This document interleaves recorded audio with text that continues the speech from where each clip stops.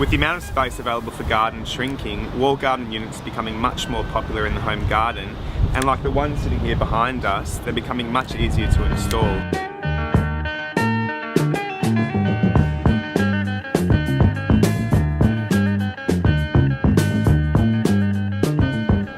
The first decision you need to make is what wall you're going to use for your wall garden. Now you obviously need sunlight, and when setting up your wall garden you prefer morning sunlight as opposed to the harsh afternoon light.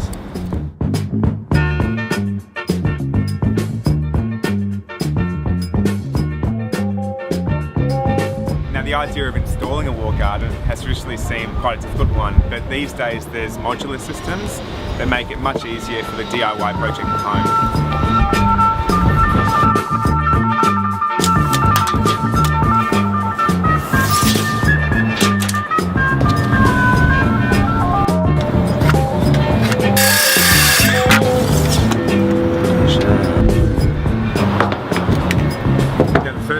Installing the wall garden units is attaching the braces to whatever surface you're using. Now this setup is probably the most difficult you'll come across. It's a shipping container, so it's got a slightly undulated surface, and it's also very hard metal, so we'll be using metal screws to attach these, but the same theory applies across the board. The first step is attaching your first panel, making sure it's absolutely level and perpendicular, so make sure you use the spirit level.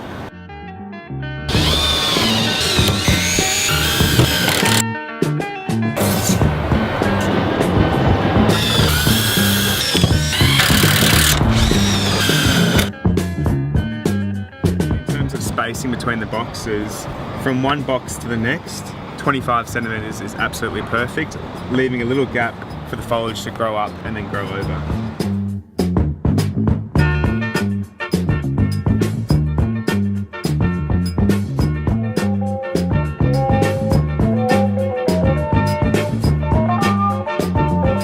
The beauty of the modular system is its simplicity. The back of each unit has 2 points that anchor onto the screws that you affix to your panels.